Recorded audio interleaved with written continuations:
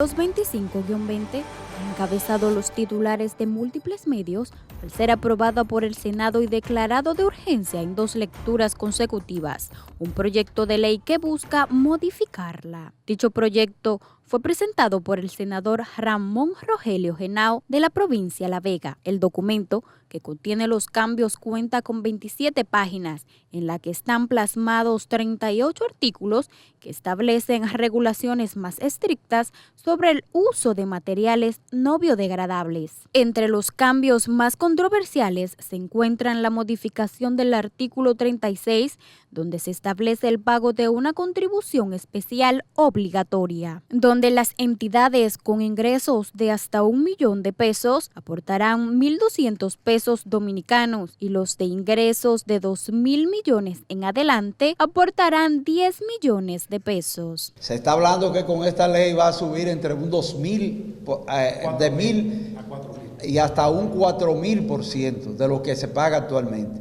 Actualmente estamos pagando 260.000 pesos al año.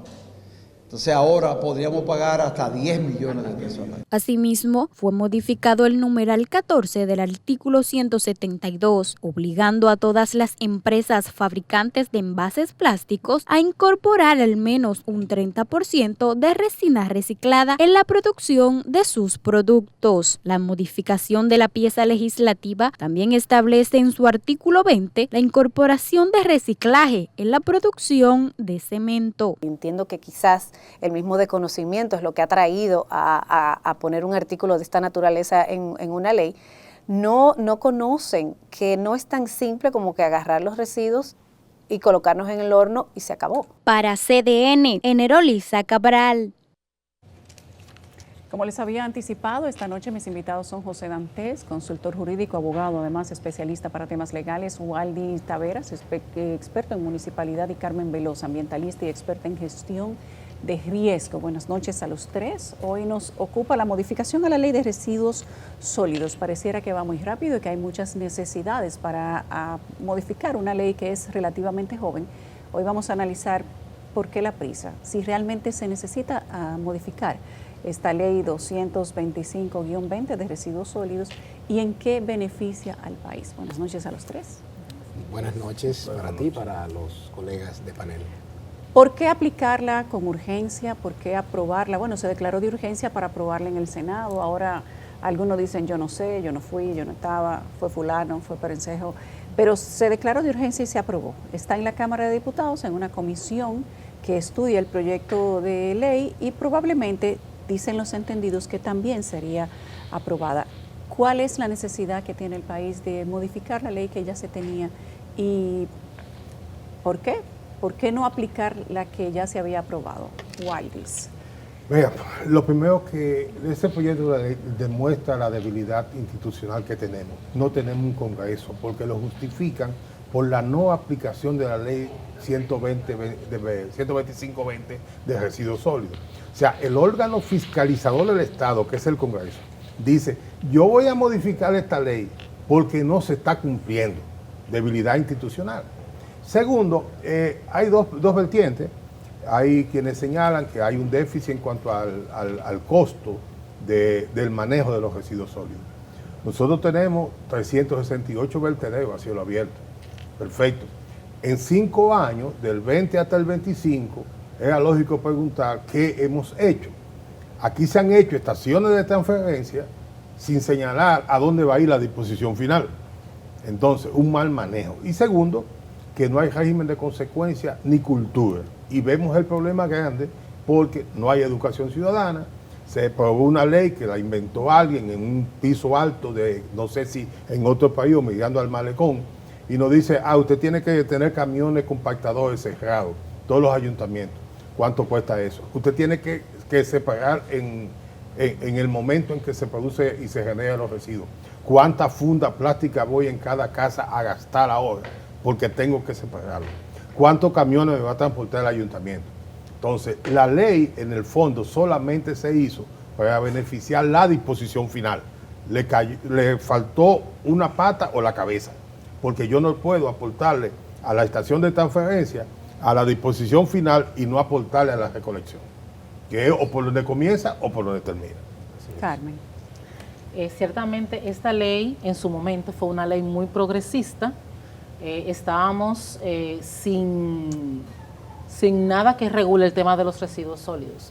Pero entonces, como bien decía Waldy, tú tienes que trabajarme en general. Es algo integral. Tú no puedes legislar para la disposición final sin haberme equilibrado todo el sistema. Yo no puedo, por ejemplo, decirle a las personas, tú tienes que segregarme en la fuente, cuando los camiones del ayuntamiento no están capacitados para recogérmelo de manera diferenciada. Yo puedo perfectamente segregarlo en mi casa y llega el camión del ayuntamiento y se lo lleva todos juntos, entonces en un solo elemento. ¿Cómo lo van a trabajar? ¿Cómo van a hacer esa disposición final? ¿Cómo podemos nosotros entonces trabajar ese tema? Es algo que en su momento nosotros desde la parte ambiental saludamos la necesidad de reforzar la ley, pero con un ambiente para trabajarlo todo, que todos participemos, la sociedad civil, todos los elementos que son afectados en ese proceso, para que haya una completa transparencia y para que el proyecto que sea, este proyecto de modificación de ley, responda realmente a las necesidades del país y no de un grupo determinado de personas. José, ¿por qué hay que aprobar la modificación a la ley 225? Yo no creo que hay que aprobar necesariamente este proyecto de modificación. Aquí lamentablemente hay una cultura política, tal y como Waldy estaba comentando, que por la no aplicación de una norma creemos que creando una nueva norma pues se va a solucionar este problema. Esta es una ley que apenas lo que tiene son 5 años de promulgada, pero habían plazos que iban a entrar en vigencia, o bueno, disposiciones que iban a entrar en vigencia luego de ciertos plazos. Ir a modificar una ley sin haber comprobado la utilidad de dicha norma, las bondades y las debilidades, a mí me parece realmente que es algo hasta cierto punto irresponsable. Y cuando vemos cuáles son los elementos que se están tocando, entonces llama a preocupación que aquí se pudiera estar armando un traje a la medida a unos sectores que lo que buscan es quizás la monopolización de ese destino final de los residuos sólidos. Porque, ¿qué ocurre? ¿Por qué vamos a dar para atrás cierto nivel de progreso, si se quiere, cuando en la ley actual se contempla, ¿no?, la participación de recicladores, la participación de empresas vinculadas a ese sector para la valorización, por ejemplo, de los residuos sólidos por un lado? Pero tú me estás ahora limitando con este proyecto de ley, no solamente eso, cuando lo condiciona a que solo los que manejan los rellenos sanitarios van a ser los encargados de la valorización de los residuos sólidos, sino que me estás limitando los rellenos también a 2 por cada región, que son 10 en el país, lo cual puede no solamente crear un efecto monopólico, que es inconstitucional, sino también crear una situación de un potencial riesgo a la salud pública, porque puede un relleno o 2 por cada región ser lo suficientemente capaz para manejar todas esas toneladas de residuos sólidos que va a estar recibiendo, y cuando uno de ellos colapse, ¿qué va a pasar ahí? Pero además eso tiene un impacto económico a todos los que viven de esa actividad, por lo que yo creo que además la forma en que se ha promovido la reforma de este proyecto llama a suspicacia. ¿Por qué razón no se sentaron con los sectores que tienen que ver con este tema? ¿Por qué razón se pasa en dos lecturas consecutivas en un periodo prácticamente muerto del Congreso Nacional, ¿no? Y entonces le tiran la canana a la otra Cámara? Yo realmente creo que la Cámara de Diputados tiene toda la oportunidad para hacer las cosas bien, llamar a vistas públicas a todos los sectores involucrados. Ojo, no solo los industriales, que tienen sus intereses no solo los medioambientalistas, pero vamos también a ver a las empresas pequeñas, las micro y las medianas que están vinculadas a este sector y cómo esto les va a impactar, porque esas tasas nuevas que se están colocando en función de lo que factura la empresa y no en función de si tú contaminas o no, de si tú produces plástico o no, yo creo que realmente eso es algo que hay que discutir en una mesa y que no sea una imposición unilateral por parte de una mayoría mecánica de un partido en el Congreso Nacional. Carmen ha mencionado algo interesante y es que la preparación para dividir la basura, hablar de reciclaje, es un tema que tenemos pendiente desde hace años, pero que se inició la conversación cuando menos, amerita de una preparación técnica. ¿Cuántos camiones tienen las alcaldías para recoger de manera subdividida la basura? La gente tendrá que subdividirla en casa para que entonces la pongan toda junta en un mismo camión y entonces ¿qué va a pasar cuando llegue? Si se juntan todas no tiene sentido el aprovechamiento. Pero aquí hay que señalar algo importante. Dante señala lo del monopolio. También es un desconocimiento de la geografía nacional. La región Enriquillo no puede tener un solo relleno. Así es. Porque eso es dos regiones en fin que te la divide el propio lago Enriquillo. Sí. O sea, el que está en Pedernales está en la región Enriquillo. Sí. Pero el que está en Descubierta y en Duvergé está en la región Enriquillo. Así es. El Distrito Nacional, el Gran Santo Domingo, te tiene el 40% de la población. Entonces, tú no puedes tener la misma infraestructura para el 40% de la población que te está generando residuos que lo que va a tener para una población que apenas es el 7-8% de la población nacional. Y lo otro es la zona turística. Miren, el sector turístico de aquí, que habla de 10 millones de turistas, pero que realmente solamente recibe 6.5, están calculando que llegan 10 millones permanentes. Y eso no es así. Aquí cuando turismo nos da el informe, nos incluye a todos los pasajeros. Sí. Nos dice tanto visitantes, incluyendo los propios dominicanos. Así es. Entonces, cuando yo digo es que han calculado mal. Y también delata un aspecto que es también más preocupante aún. Es que por primera vez ligan dos estaciones del manejo. Te dice que tú puedes tener una estación de transferencia y planta de valorización de manera conjunta. Y en la ley se establece dos pagos distintos. Uno para la estación de transferencia y otra para la valorización. O sea, ¿se va a cobrar 2 veces por lo mismo? Va a cobrar 2 veces por el mismo residuo que llega al mismo lugar. Exacto. Entonces, esos son aspectos que hay que verlo. En la parte de la municipalidad, que es el pago de 30 pesos por habitante, yo lo defiendo, porque no tenemos cultura de pago.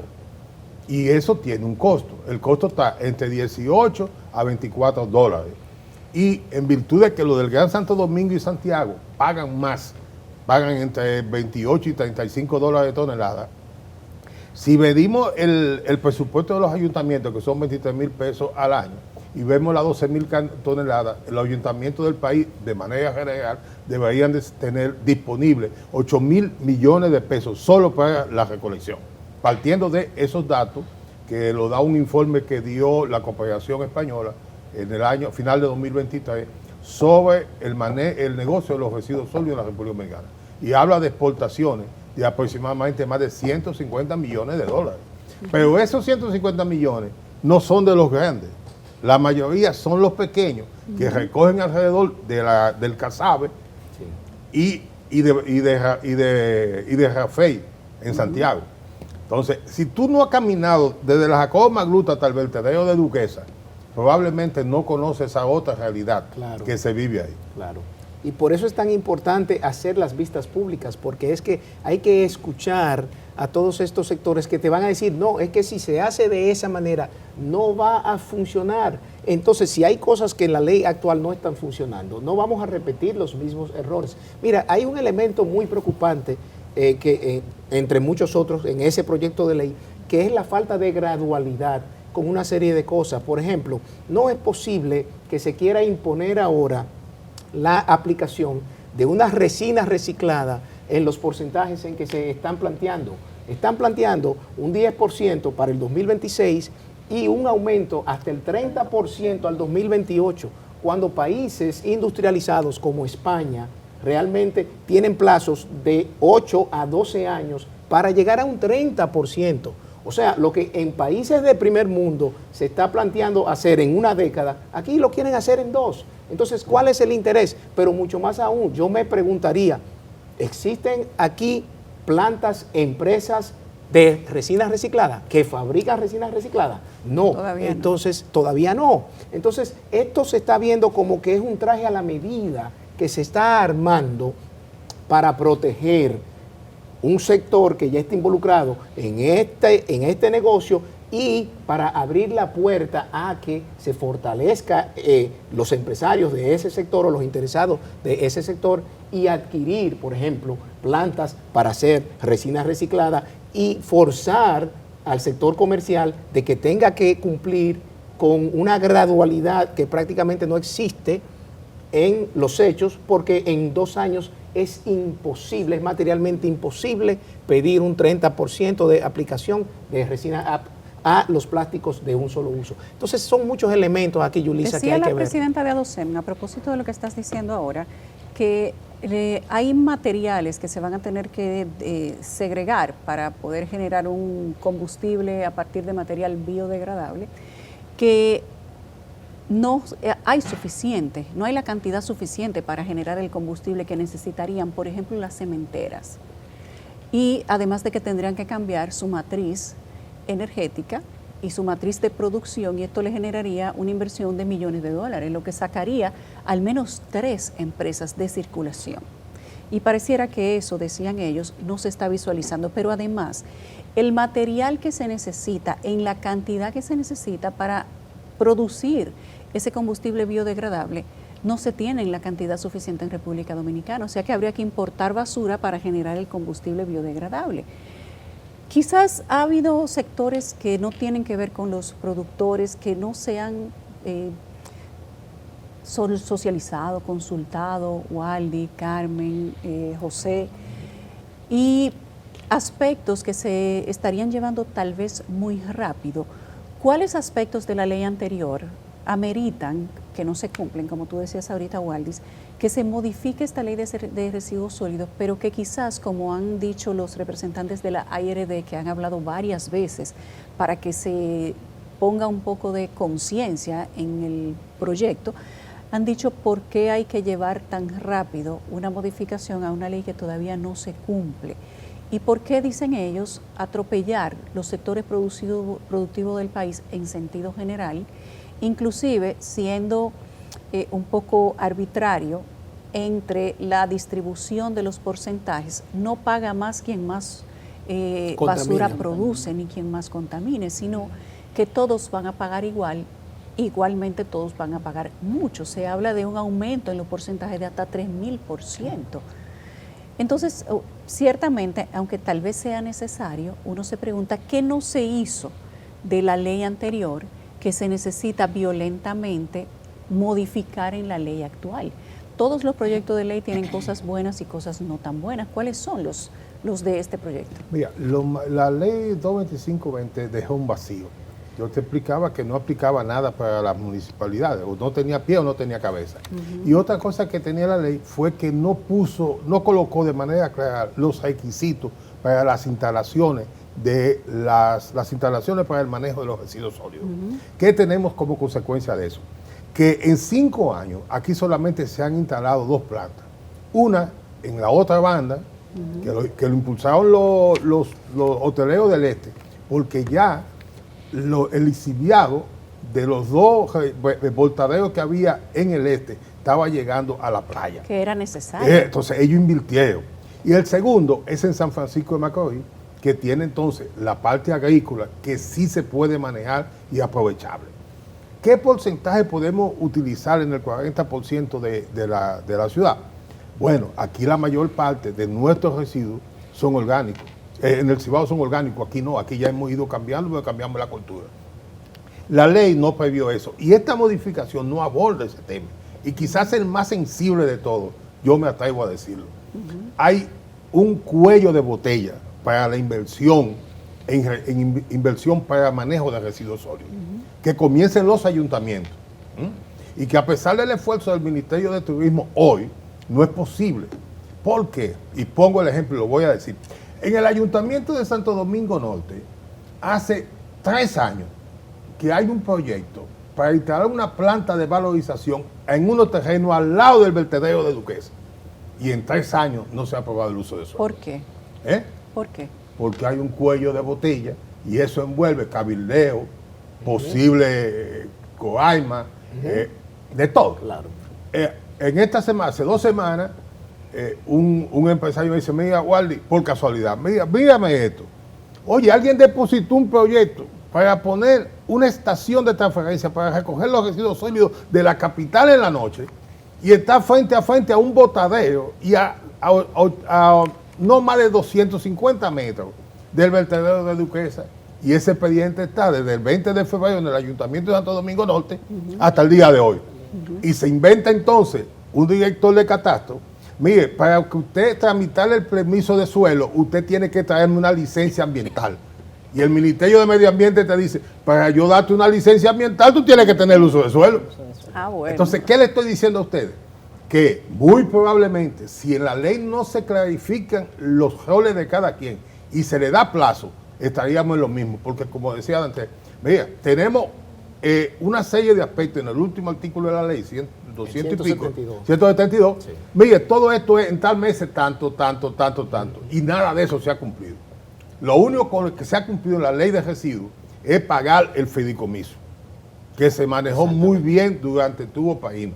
Pero en este caso, yo me atrevo a decir que la misma página del fideicomiso de lo sostenible no tiene informaciones del día a día. Pero Nosotros además hay hay otro elemento preocupante sobre ese mismo punto, sobre ese fideicomiso, que es que están excluyendo a 2 figuras del Consejo de Administración que no deberían, que es el representante del Ministerio de Hacienda y el representante de la red de recicladores.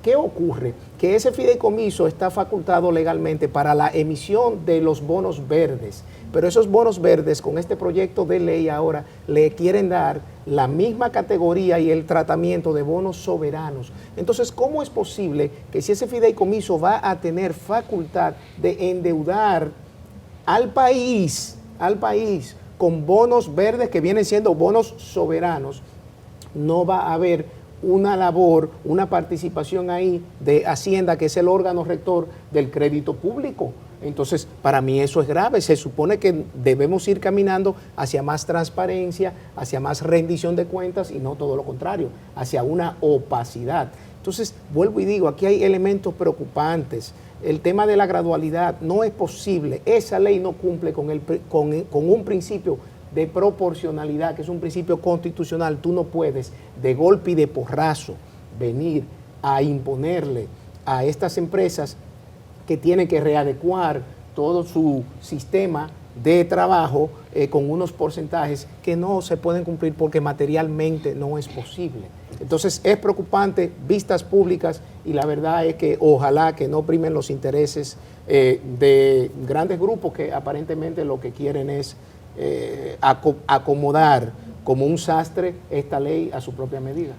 Sí, y volviendo a lo que comentaba Yulisa hace un rato y el mismo Waldy acerca de los pagos, nosotros como sector ambiental lo que proponemos es que esta ley esté basada en 2 principios ambientales y económicos, que son el principio de la proporcionalidad por volumen y complejidad. Tú no puedes cobrarle a unos recicladores informales que te trabajan de manera, por decirlo así, artesanal, el tema de la recolección de basura, que la misma a la misma compañía que me genera una gran cantidad de residuos sólidos, debe cobrarse, perdón, de acuerdo a los volúmenes que tú generas, a la complejidad técnica para tú manejar esos residuos que tú me estás generando, y también la parte económica del mismo manejo. No me puedes, yo que tengo en mi casa, por ejemplo, un taller de costura, no puedo pagar de la misma manera que una gran empresa que me genera unos volúmenes altos de residuos y complejos para la misma disposición final, el mismo reciclaje, porque no todos los elementos pueden ser reciclados. Y también una proporcionalidad por el beneficio económico. Si yo recibo un beneficio mensual de 10 millones de pesos, no puedo pagar como otra persona o otra compañía que me recibe apenas $500,000 o 600,000 pesos al año. Entonces, esta nueva ley debe basarse en esa proporcionalidad en la parte económica y en la parte ambiental. Bien, y hay una cosa que yo quiero señalar, la ley unifica los pagos. No es lo mismo una estación de transferencia que esté a 60 kilómetros de la disposición final que una estación de transferencia que esté a 20. Claro. Entonces, en ese sentido, hay que tomar muy en cuenta esos aspectos. Por eso yo digo, no basta que lo hayamos puesto en la ley. Lo dijimos, cuando salió la ley de 2520 lo celebramos todo. Para mucha gente era la panacea. Pero no se dieron cuenta que había un costo y que ese costo lo pagamos los ciudadanos, que quienes están en el Estado, los que son administradores por un periodo determinado. Y hay gente que se pide que cuando está en el Estado se quiere hacer un traje a su medida sin saber quién se lo va a poner mañana. Y en esta ley yo también veo parte de un traje a la medida. Y eso hay que evitarlo. Y creo sencillamente que con la parte municipal se ha jugado en gran medida. Se ha jugado sobre la base de te tengo esta parte. Y esa ley no obliga de por sí a las empresas de electricidad a cobrar los 30 pesos. Ojo, y yo digo, si las empresas telefónicas le cobran a nosotros lo que pagamos a la comunicación con un porcentaje y son empresas privadas, no es porque una empresa pública, de capital público, que son las sedes, no le pueden cobrar para un servicio público de una entidad pública. Quiero que hablemos justamente de eso. ¿Cuáles son los beneficios para los ayuntamientos que tiene este proyecto de modificación a la ley 225? Porque muchos alcaldes se han sumado haciendo una gran fiesta sobre la aprobación de este proyecto de ley. ¿Hay un real beneficio en los ayuntamientos o están siendo intervinientes forzosos a propósito de la coyuntura? Y además, el informe de Procompetencia respecto de este proyecto de ley que dice que se está sirviendo un monopolio a futuro. Pero vamos a hablar de eso cuando regresemos de la pausa, que va a ser muy breve. Ya venimos. Hablamos de la modificación a la ley de residuos sólidos, los pilares a las normas vigentes que van a ser probablemente cambiadas. Hablábamos de los ayuntamientos y hemos analizado aquí con varios especialistas el poder político que podría haber detrás o el manejo político que se podría dar quizás sin intención a quienes dirijan la aplicación de esta ley más adelante. Y me explico. Si quien maneje el fideicomiso o el fideicomiso es quien va a recibir los fondos y el fideicomiso en vez de una liga municipal o otro organismo es quien va a transferir a los ayuntamientos, hay un poder económico y político que se va a transferir al fideicomiso de manera automática. A modo de sombrilla o de tubería, los alcaldes y su situación económica van a depender específicamente del fideicomiso. Entonces, quien maneja el fideicomiso va a ser el jefe automático de los alcaldes.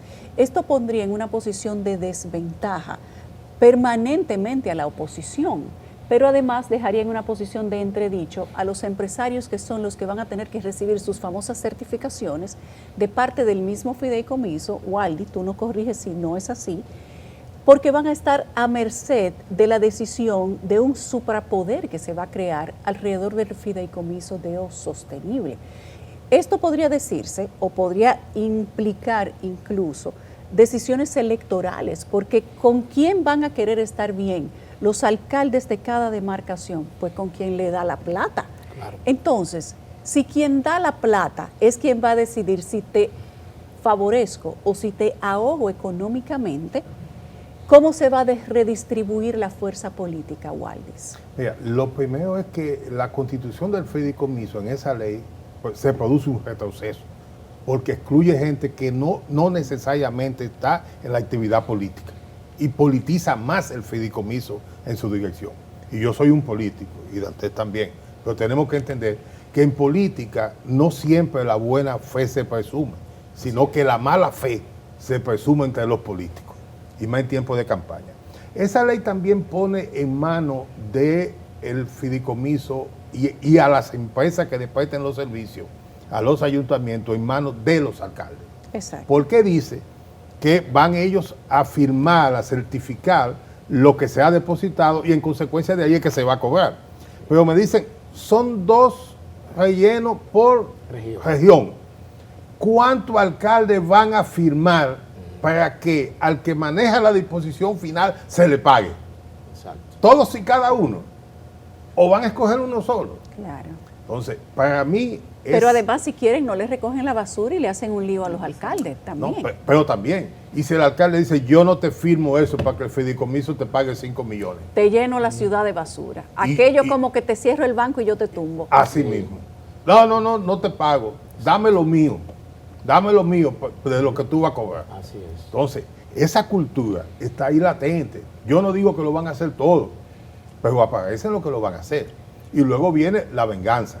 Aquí hay los propios empresarios, gestores de las empresas que manejan residuos sólidos, son políticos o han sido políticos y tienen afinidades con partidos políticos.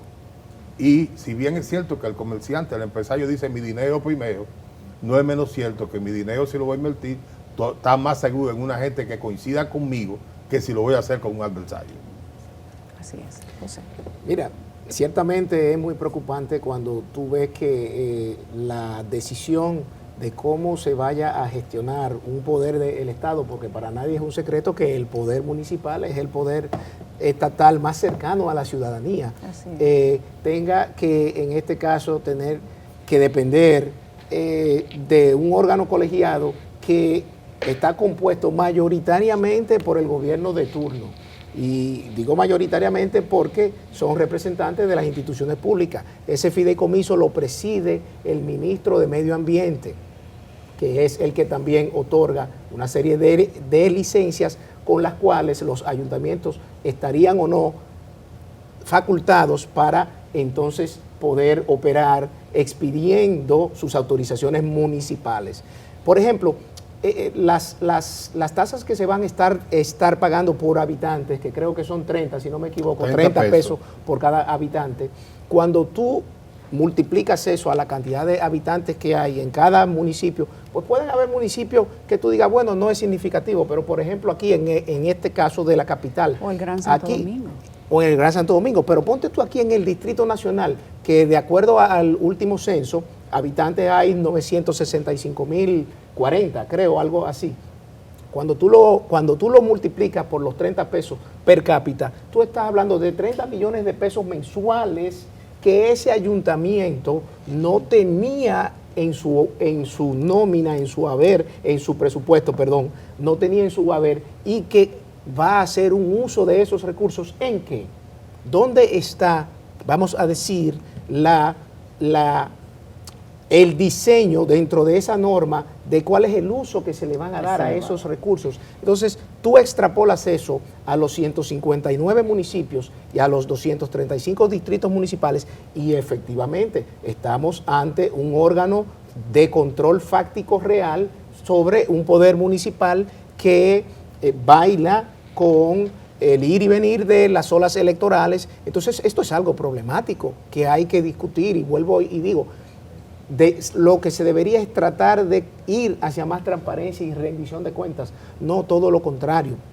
Ese fideicomiso yo creo que hay que revisarlo no solo en su composición, sino en sus facultades y en la gestión y uso de los recursos que van a estar haciendo, incluyendo la posibilidad de colocar bonos verdes, vuelvo y digo, que van a tener la misma categoría que los bonos soberanos. O sea, pueden comprometer el crédito de la República Dominicana y el Congreso Nacional se entera de carambola.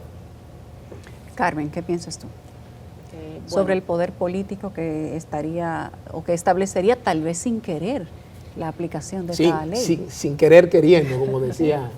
Yo no tengo tanta experiencia, como bien comentaban los compañeros acá. Yo no soy política, no me manejo en ese argot político, pero ciertamente escuchándolo a ellos veo que es un arma muy poderosa que debe saberse cómo manejar, cómo podemos desde ese fideicomiso tener ese manejo, esa disposición sobre todo de esos recursos económicos que se van a generar por el cobro de esas tasas que deben implementarse a partir de que entre en vigencia este nuevo proyecto de ley. Hay que tener una mayor fiscalización, que desde este fideicomiso el sector empresarial pueda tener obviamente su participación, pero no tener una voz decisoria. Eso debe pertenecer única y exclusivamente a las instituciones estatales que deben estar en ese fideicomiso para que pueda darse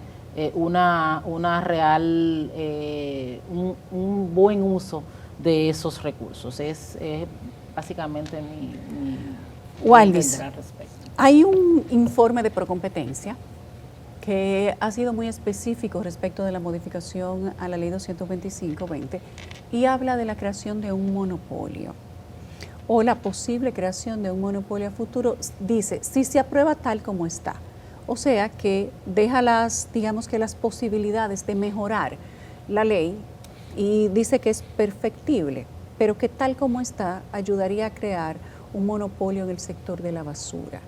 ¿Qué opinan ustedes de la opinión de Procompetencia? Yo en parte la comparto, no la totalidad, porque tienes que generar competencia, pero también sostenibilidad del negocio.